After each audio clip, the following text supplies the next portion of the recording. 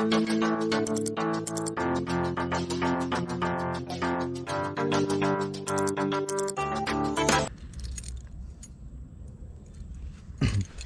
นาะสบายดีทุกคน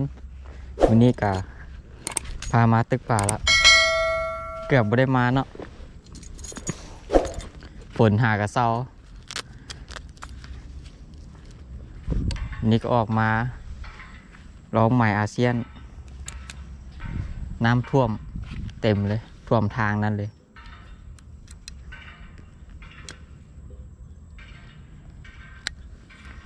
ว่าสิออกมาแต่เช้า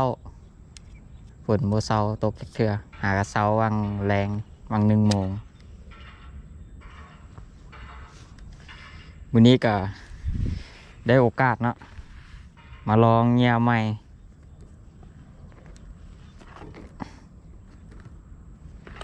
มีผู้ใจดีเพิ่นส่งมาให้เนาะ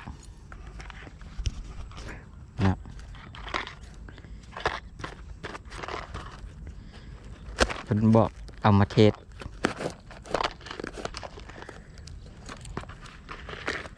น่าจะจำหน่ายไว้ๆนี่แหละก็ได้ไปเอาเนาะเครื่องฮอดตะดนละ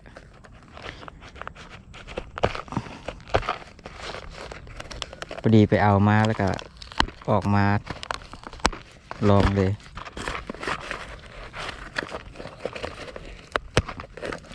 นะ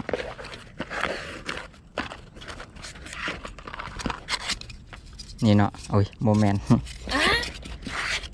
ตัวนี้เนาะอยู่ในนี้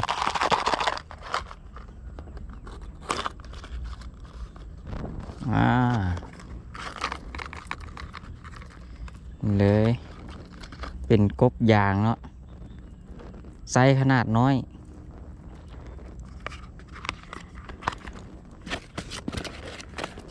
ตัวน้อยๆนึงเนาะ2 ตัวพอดีเลยนี่เนาะว้าวตัวน้อยเนาะน้ำหนักพอดีบุ้งว่าน้ำหนักเท่าใดส่งมาให้เทสเนาะมีใบหลิวคู่เนาะใบตีน้ำกับใบเคาะ2 ใบเลยเนาะรูปทรงกันประมาณนี้ไปเดี๋ยวเราไปลองน้ำกันเลยตักซาหลายจังหน่อยฝนตกเนาะสิบใบตึกซ้ำเอาสีอย่างดีวะเอาเป็นสีส้มเนาะ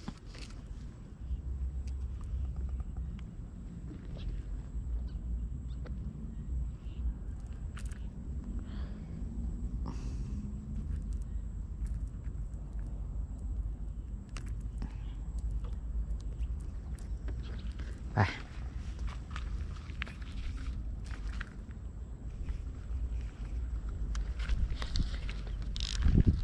เช็คเบรกก่อนนะออกหมายแต่ละเทืออย่าลืมนะเช็คเบรกน้ำท่วมเลยเนาะฝนตกแห้งโอ้มีขึ้นน้ำอยู่พุ่นไปลองข้างใดก่อนนะลองข้างนี้ก่อนซะมีขึ้นบอกใหญ่แตกอยู่โอ้มันปลาบ่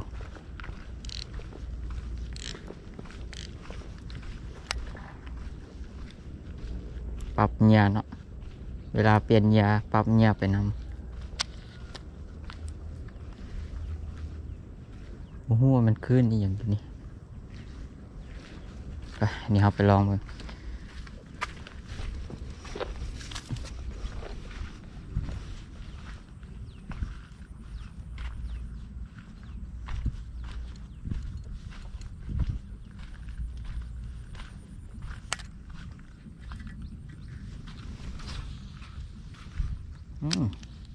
หนักพอดี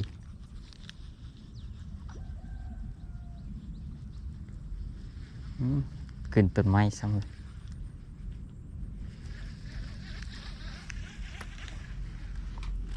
ดีเนาะ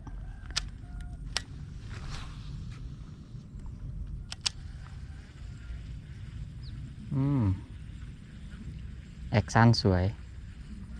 งามที่งามนี่หมายถึงแบบว่าเวลาเขาลากมาแล้วมันบ่เงียงเนาะมันจะมาซื่อเลย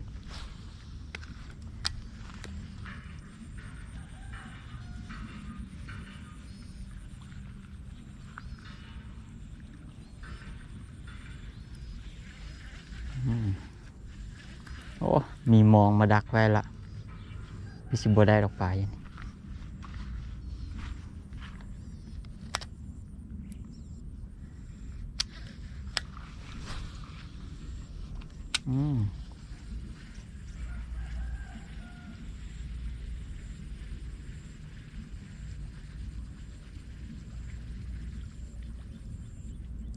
เสียงดีเนาะเสียงแห้งเคาะน้ำดังดี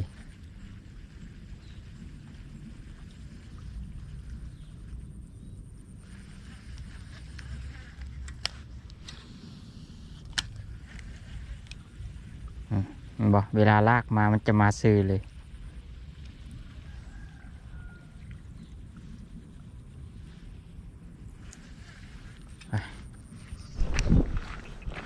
ฝนตกแล้วทุกคน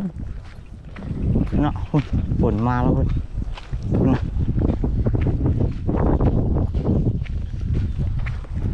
ยังมันได้โตครับ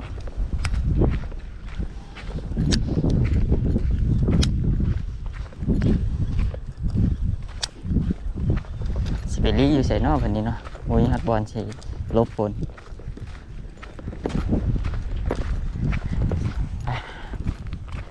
ก็คอยจะให้มันตกแห้งเนาะตำนี่เขาไหวอยู่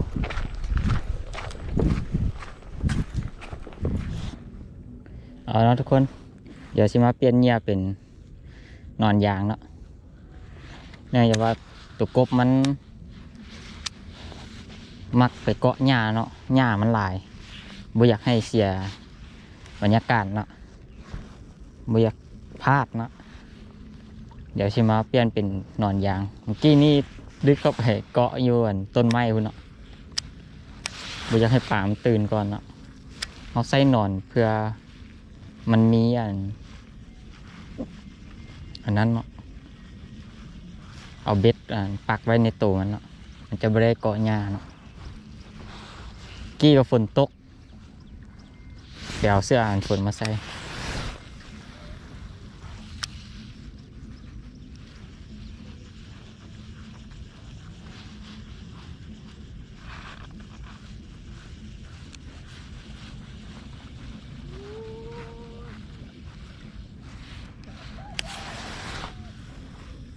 น้ำท่วมเนาะบอลเคยยืนเป็นทางเนาะตอนนี้น้ำท่วมมันเบิ่งมองเห็นบ่ก็จะเอามาใส่มองมีแต่ปลาเข่งเนาะเห็นปลาเข่งหลายติดอยู่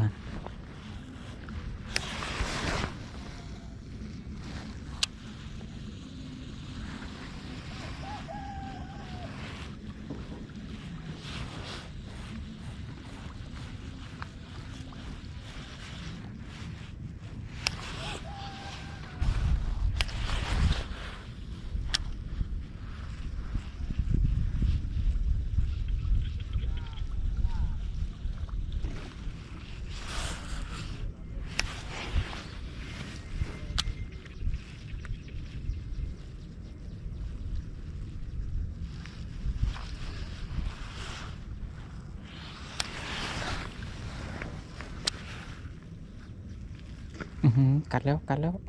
แล้วไปแล้วดิอู้ลุดตัวใหญ่อยู่กัดบ่ติ่มเบ็ดบ่ออก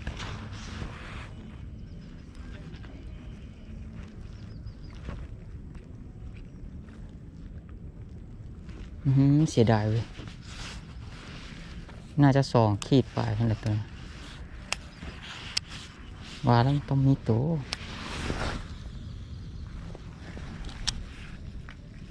ขึ้นต้นไม้ซ้ำ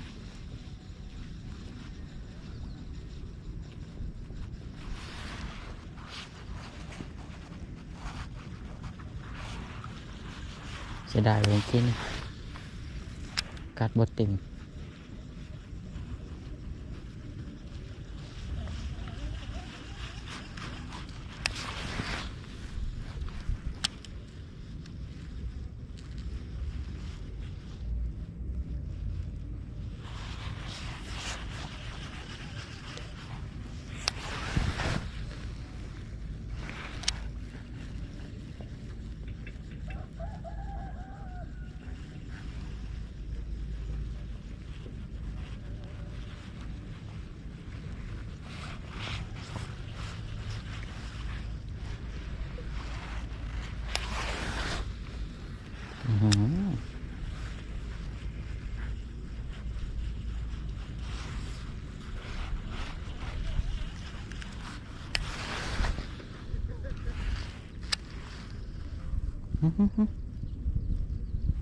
ดีกัดแล้วกัดแล้ว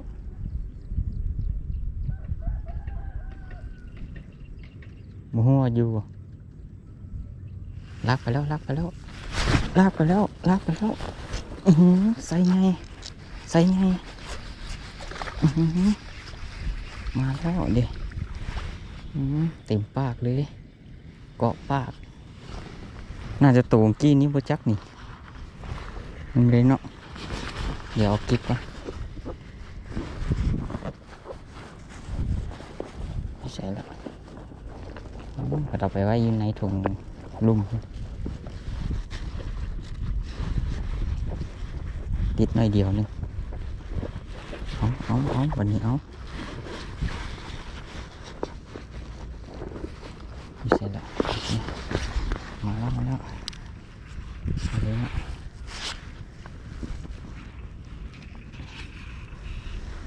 จะได้พอนอนเนาะอย่าดิ้นรู้เลยติดหน่อยเดียวนึง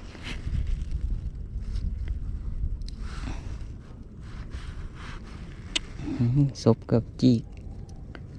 อุ้ยใจเย็นใจเย็นเดี๋ยวจังเดี๋ยว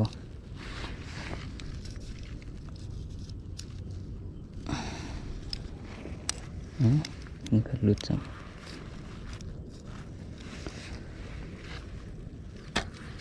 มันหน่อยเดียวเนาะสิหลุดละผมเบ็ดวางไว้ใช่ไหมนี่ไว้ก่อนเนาะ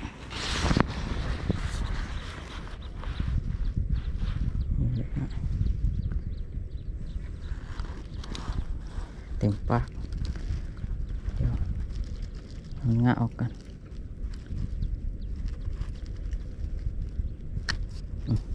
เต็มเรียบร้อยอุ้ยมาแล้วใส่ไงนี่เนาะ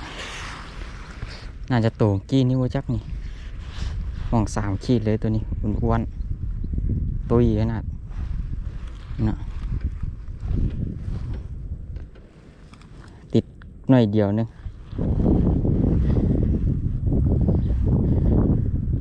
หลุดละผมดินแห้งก็นี่หลุดแทนอันนี้ก็หลุดละอุ้ยมันกินป่าคล้ายป่าออกเนาะกันเนี่ยกิบตัวนี้มันดีอย่างหนึ่งเนาะเวลาเอาคีบป่าแล้วปากมันจะจีกเนาะแล้วอันนี้มันเกาะไว้เนาะเห็นบอกมันก็จะดินบรุษง่ายก็จะเป็นอย่างนี้เลยเนาะไปถ้าติดตามตัวต่อไป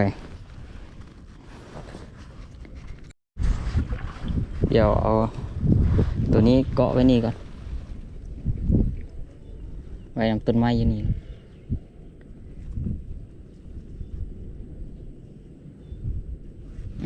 มันอยู่นี่กันปนกับสีเศร้ากับบ่เศร้าตกอยู่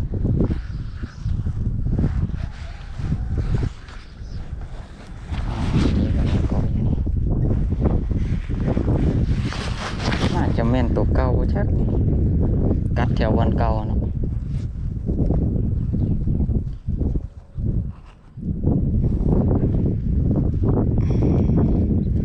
เดี๋ยวจังหมดหน่อยไปแถวบอลลุงๆเนาะจึงจะเปลี่ยนกกเนาะ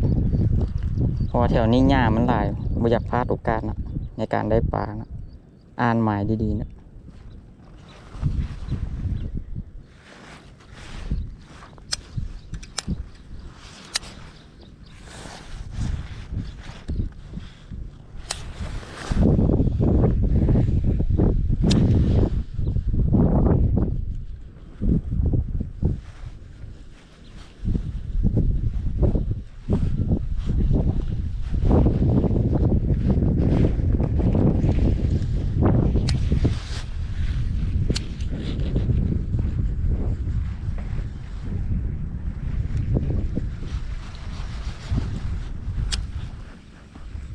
มีปลาคอแหละตัวใหญ่แลนออกกี้นี่มันอยู่นี่มันเห็นข่อยก่อนกี้มันไปละ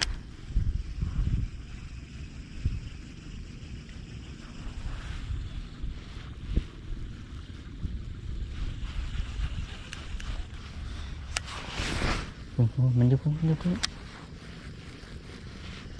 เด็กกัดแล้วโอ้สิอยู่บ่โอ้บ่อยู่เอาหางไปกินกัดหางอย่างนี้มันต้องเจอเบ็ดยังเอาเหยื่อยากเนาะเหยื่ออยู่ในถุง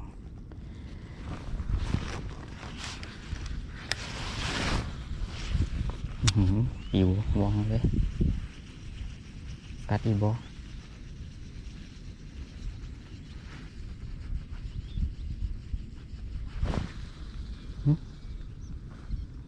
กี้เสียงปลากัดกัดไปใส่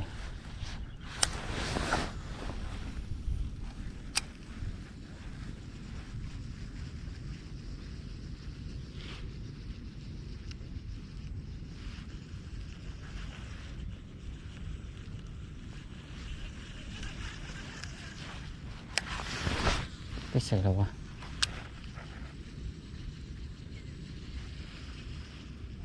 เดี๋ยวกัดอีกแล้วเบิ้งทรงดุนเบิ้งกำลังย่ำอยู่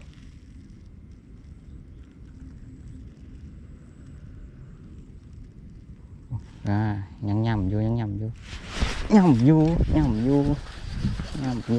นะนี่บอกแต้มที่ 2มาแล้วนะ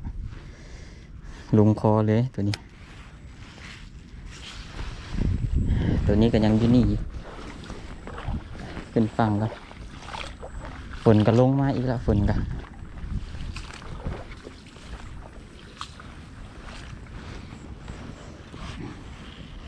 มันจะบวงนี้บอลไว้เลยนี่เนี่ยเต็มปากเลยลงคอไซน้อยตัวนี้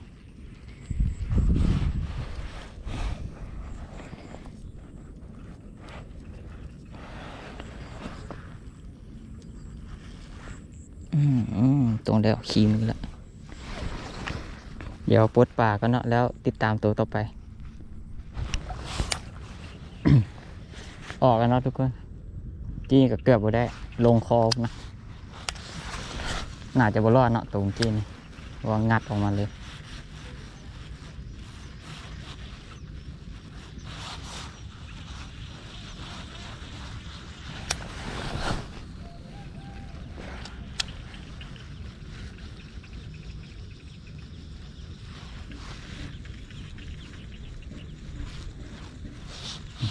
มีป่ามาติดแล้วเอาป่ากัด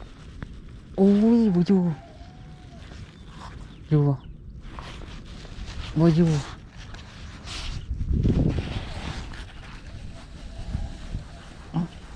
โอ้กีมดูดไปเลยบ่ทันเห็นกำลังคิดว่าป่าเข้ามาติดมองดูซื้อดูดลงไปเลยไปแล้วเนี่ย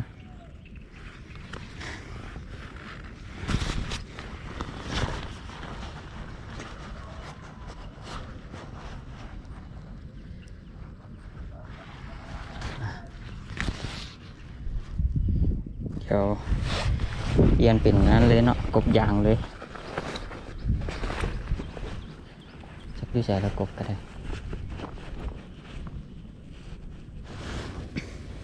เอาละทุกคนได้ผลงานมาละอยู่นี่2 แต้มเนาะอันนี้ผลงานกบยางผู้ดีแบตเบิดบ่ได้สับตอนท้ายซ้ำเดี๋ยวเนาะ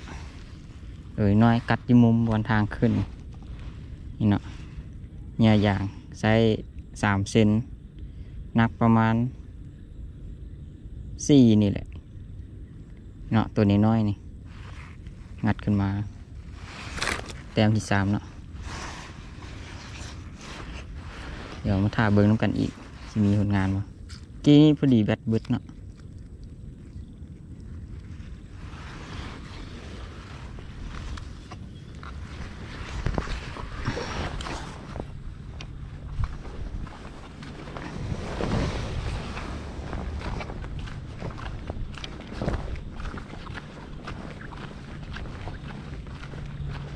เดี๋ยวเสียวให้เราเนาะ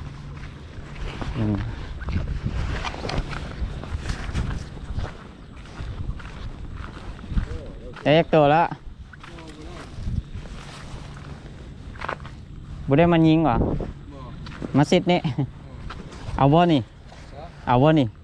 ให้เขาเลย เอาไปกับบ่ได้กินดอกอยู่งั้นขังไว้บ่มีคนกิน ที่เร็วเลยเดี๋ยวให้ มาขอบใจเดี๋ยวไร เอาต้องมาถ่ายคลิปซื้อแมนไปสลายดุนๆให้ไปเอาไปให้เมตู้เท่านึงแล้วก็ผู้เดียวกินแล้วแหละไปกับบุ้ยคนกินพอเขากินปลานิ่นฮะอยู่หนองแล้วก็แล้วกินจนเบื่อแม่ขอบใจแล้วสู้ๆกันงานเลย